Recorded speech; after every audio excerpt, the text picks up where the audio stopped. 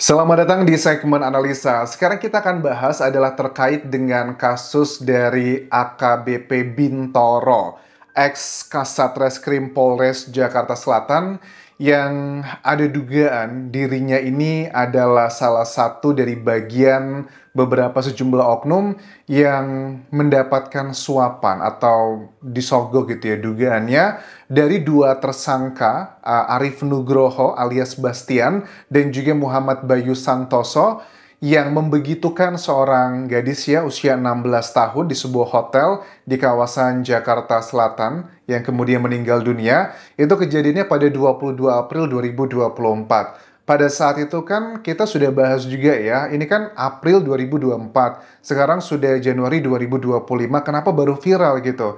Jujur ini ngebuat aku sangat miris banget. Mirisnya adalah begini, kesannya kita nggak bisa menyalahkan ya pihak dari kepolisian loh, karena ada kayaknya polisi yang baik, ada polisi yang belum baik. Kita melihat di situ juga. Karena kalau aku lihat dari kronologinya, ini udah nggak lagi ngomongin kasusnya, tapi udah ada kasus baru terkait dengan dugaan adanya bahwa pengakuan dari para tersangka ini, mereka sudah ngasih uang berapa katanya? Katanya 17,1 miliar ke sejumlah oknum agar kasusnya itu di SP3-kan atau diberhentikan. Nah, kalau aku simak dari berbagai media, salah satu sosok yang sangat kritis dalam kejadian ini adalah Ketua Indonesian Police Watch, Sugeng Teguh Santoso.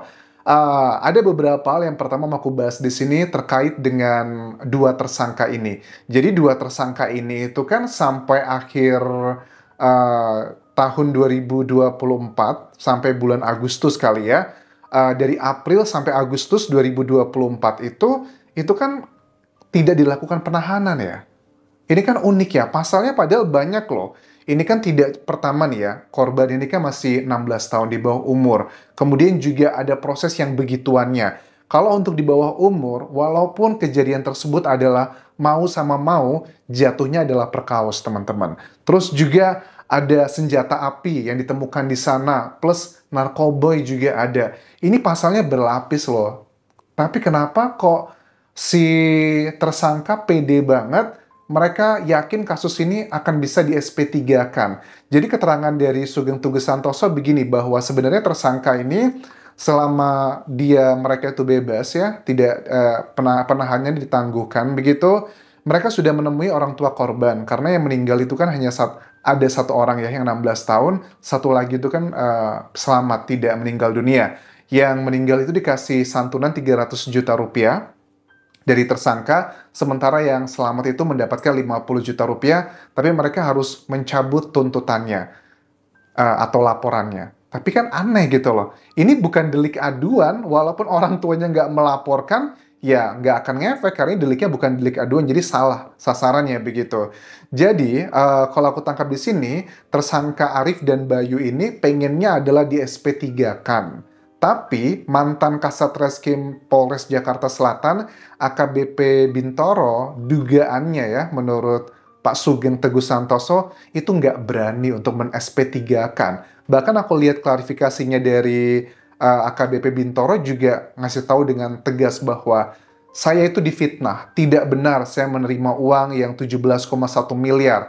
Silahkan dicek rekening saya, istri, anak, semuanya, apakah ada atau tidak. Aku yakin sih, kalau 17 miliar kayaknya enggak. Tapi mungkin ada angka-angka yang lain, dugaannya kita nggak tahu juga. Karena menurut Sugeng Teguh Santoso, kayaknya gitu ya, ada oknum-oknum di dalam oknum ini. Misalnya dugaannya, ada orang-orang yang masih belum tersentuh dalam kasus ini, yang melakukan penyuapan, misalnya dugaannya gitu ya. Pengacaranya itu menyampaikannya tidak sepenuhnya. Misalnya, 17 miliar dari hasil penjualan mobil Lamborghini, motor Harley Davidson, dan juga sejumlah uang cash yang disiapkan dari para tersangka, dari dugaannya oknum-oknum pengacara, itu nggak menyampaikan seutuhnya.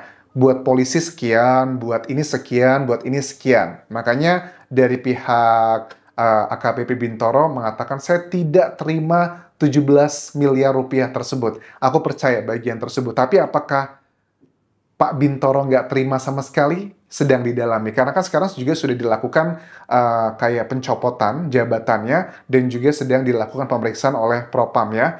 Kemudian juga uniknya gini, kalau aku lihat dari timeline ya teman-teman, ini kan maunya mau dipeti eskan sebenarnya dugaannya, mau dipeti eskan saja atau cabut perkara, tapi gara-gara ketahuan sama Kapolres yang sekarang, kenapa kok kasusnya mandek gitu? Dari April sampai Agustus 2024, kok mandek begitu aja? Kapolresnya itu mencium ada aroma yang nggak benar, makanya dugaannya dicopotlah jabatan AKBP Bintoro dan dipindahkan ke Polda Metro Jaya tanpa jabatan. Nah, di bawah Kasat Reskrim yang baru, para tersangka, Arif dan Bayu, kemudian dipanggil dan diperiksa lagi, dan mereka kaget gitu loh. Terus setelah mereka diperiksa, dipanggil, bahkan dilakukan penahanan, mereka ini emosi dan juga kesel. Akhirnya mereka mengajukan gugatan perdata ya di awal tahun 2025 ini, meminta uangnya itu dikembalikan. Uangnya itu ya tadi 17,1 miliar kalau aku baca di sini ya. Penggugatnya itu atas nama Arif Nugroho dan Muhammad Bayu Hartoyo. Yang tergugatnya ini ada AKBP Bintoro, AKP Mariana, AKP Ahmad Zakaria, Evelyn Dohar Hutagalung, dan Heri, serta turut tergugat Dika Pratama. Gugatan itu diklasifikasikan ke dalam perbuatan melawan hukum. Penggugat ini melalui kuasa hukumnya, Pahala Manurung, menyampaikan sejumlah petitum terkait dugaan perbuatan melawan hukum, yaitu pertama mengembalikan uang atau menyerahkan mobil Lamborghini Aventador, motor Sportstar Iron, motor BMW HP4 yang pernah dijual. Terus juga mengembalikan uang sebesar 1,6 miliar, menyatakan sah dan berharga sita jaminan atas mobil Lamborghini Aventador, motor Sportstar Iron, dan juga motor BMW HP4. Ini ada di gugatannya teman-teman. Terus ada dari AKBP Bintoro ini kan dilakukan kayak pemeriksaan dan juga dicopot jabatannya. Tapi ada juga oknum-oknum yang lain nih, kayak ada total 4 orang yang dilakukan penempatan khusus atau patsus terkait peristiwa ini. Patsus itu adalah prosedur yang diterapkan kepada anggota Polri yang melakukan pelanggaran disiplin atau kode etik. Inisialnya ada B, ini mantan Kasat Reskrim Polres Metro Jaksel. Inisial G, mantan Kasat Reskrim Polres Metro Jaksel ya. Terus Z, inisialnya Kanit Resmob Reskrim Polres Metro Jaksel, dan ND, Kasubnit Resmob Satreskrim Polres Metro Jakarta Selatan. Nah, tetapi kan yang menjadi pertanyaan sekarang gini ya, kita tahu bahwa tersangka ini juga bukan orang yang sembarangan gitu. Dia punya unit usaha yang omsetnya itu bisa fantastis. Hartanya dia ini udah bukan lagi miliar, tapi sudah triliunan. Dan aku lihat di sini para tersangka ini juga nggak bodoh-bodoh banget gitu ya. Karena dia tuh gara-garanya kesel kan ya. Dipikirnya udah ngeluarin uang belasan miliar versinya mereka ya. Itu kasusnya bakal di SP3-kan. Tapi kan ternyata nggak seperti itu. Karena kenapa nggak dihentikan atau di SP3-kan? Kalau keterangan dari Sugeng Teguh Santoso gini teman-teman, untuk meng-SP3-kan sebuah kasus itu prosesnya panjang. Akan ada gelar perkara yang dihadiri banyak pihak, mulai dari Propam, terus juga Kapolres, dan juga sejumlah unsur pengawasan. Nah, butuh berapa duit seandainya bisa gitu ya mereka disogok gitu ya? Itu butuh berapa buat menyogok semua itu? Makanya dugaannya dari AKBP Bintoro ini nggak berani melakukan SP3. Jadi modusnya adalah dengan cara kayak dipeti eskan, dimandekin aja, kasusnya nggak jalan-jalan dan sebagainya. Karena unik juga sih, seseorang yang sudah menjadi tersangka, kalau ancaman hukumannya itu di atas 5 tahun penjara, harusnya itu harus dilakukan penahanan, teman-teman. Boleh tidak ditahan, itu biasanya kalau ancaman hukumannya di bawah 5 tahun, atau dipastikan dia tidak akan menghilangkan barang bukti, atau tidak akan melarikan diri, itu biasanya boleh, atau sakit gitu ya, itu boleh nggak ditahan. Tapi aku tidak melihat urgensi daripada kedua tersangka kok tidak dilakukan penahanan. Bahkan juga yang unik nih menurut aku, kalau dilihat dari time frame-nya ini kan Agustus kan sudah ketahuan ya pada saat AKBP Bintoro itu dinonaktifkan, dipindahkan, itu kan sebenarnya sudah ada indikasi ada yang nggak benar gitu loh. Tapi kan kasus ini baru tercium media dan juga viral itu di awal tahun 2025 dari para tersangka yang mengajukan gugatan perdata. Artinya apa? Ada indikasi nih, kalau menurut Sugeng Teguh Santoso, polisi ini sudah tahu kejadian ini di Agustus 2024, tapi kok diam-diam aja?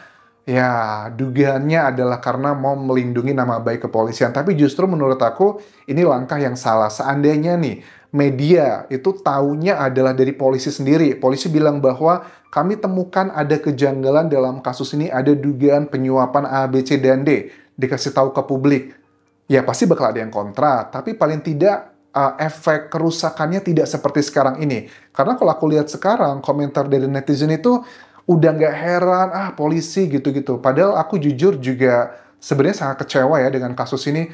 Ternyata orang-orang yang seharusnya melindungi masyarakat, menegakkan keadilan, tapi ada dugaan-dugaan melakukan hal seperti itu. Kesannya gila, udah dapat belasan miliar, kasus yang sebegitu mengerikan, kok dipetieskan begitu aja. Tapi sekarang karena memang ada polisi yang baik-baik juga, aku lihat di sini kan. Kalau nggak ada polisi yang baik juga nggak bakal terbongkar nih kasusnya. Kan sekarang kasusnya sudah diserahkan ke kejaksaan dan akan menuju ke persidangan, teman-teman. Tahapannya kan kalau sudah penetapan tersangka, berkasnya itu P21 lengkap, diserahkan ke kejaksaan, jaksa menilai sudah oke, baru dimulai persidangan. Ini sekarang sudah akan masuk ke persidangan, artinya sudah lengkap dan sudah viral juga. Pihak kepolisian memastikan bahwa kasus dari Arif Nugroho, tersangka, dan juga Muhammad Bayu Santoso akan ditangani secara profesional. Terlepas dari kasus utamanya ya, yang katanya kan mereka open BO dugaannya, bagi aku pribadi itu adalah ya pilihan hidup masing-masing, tapi dengan perilaku mereka, aku rasa nggak fair kalau mereka bisa melenggang begitu aja. Oke, terima kasih sudah menonton. Sampai ketemu lagi di video berikutnya. Tinggalkan like dan juga komen, subscribe channel YouTube ini, follow Instagram, Facebook pageku, dan juga akun TikTok Dian Jasa Sumara. Sampai jumpa.